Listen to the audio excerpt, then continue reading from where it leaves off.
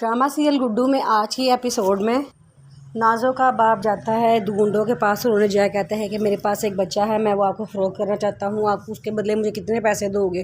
वो कहते हैं कि हम तुम पे पूरा एतबार करते हैं, तुम हमें बच्चा ला के दो, हम उसकी कीमत से भी ज़्यादा तुम्हें पैसे देंगे। जिस पर वो कहता है कि हाँ, मुझे ये बात याद है कि जो है ना, मैं भी तुम पे बहुत एतबार करता हूँ क्योंकि मैंने तुम्हें ब्लैंक चेक साइन कर दिया था। जिस पे वो कहते हैं हमें भी वो बात याद है जब हमने बच्चा देखे बगैर तुम्हारी बच्चे की कीमत लगा दी थी।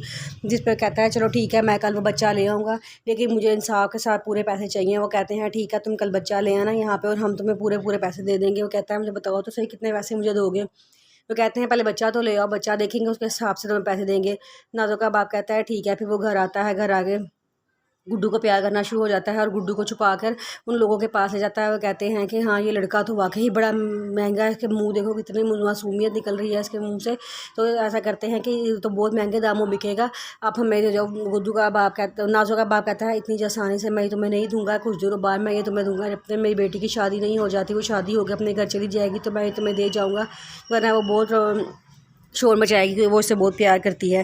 वो कहते हैं चलो ठीक है, हम तब तक इंतज़ार कर लेंगे, लेकिन इस लड़के को कहीं जाने ना देना। वो कहता है ठीक है। फिर वो उसको बच्चे को गुड्डू को घर लेकर आ जाता है। गुड्डू जब घर आता है तो सोचता है कि मुझे लगता है कि नाज़ो का बाप ठीक इंसान नहीं है, क्योंकि वो मुझे क्यों लोगों के पास लेके गया था और मुझे फ़रोख्त करने की बातें भी कर रहा था। मैं ऐसा करता हूँ, मैं यहाँ से भाग जाता हूँ।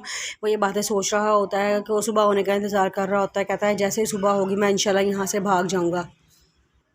दूसरी तरफ दाऊद को अपनी मम्मा की बातें याद आ रही होती है जिन्होंने नायाब के बारे में कही थी कि नायाब तुमसे तलाक ले लेगी, क्योंकि जब अपने पुराने शोधी बात को देख के उसकी आंखों में चमक आती है। तुम्हें नहीं, मैंने महसूस की है कि वो कोई ना कोई बहाने से या तो तुमसे तलाक ले लेगी या तो ऐसे मौके पैदा कर देगी तुम खुद से तलाक दे दो, क्योंकि वो अपने बच्चे के बहाने अपने शोहर से मिलती है। ये बातें उसके ज़हन में आ रही होती हैं और वो रात को सोते हुए ये बातें सोच रहा होता है। दूसरी तरफ ये बात बहुत पछता रहा होता है। उसको नायाब के साथ अपना अच्छा गुजरा हुआ वक्त याद आ रहा होता है। उसे नायाब की वो बातें याद आ रही होती हैं जब वो बाहर जाने लगा था और नायाब को कहा था कि मैं बाहर जा रहा हूँ। नायाब कहती है कि मैं तो ये सोच रही थी कि मैं और गुड्डू भी आपके साथ जाएंगे।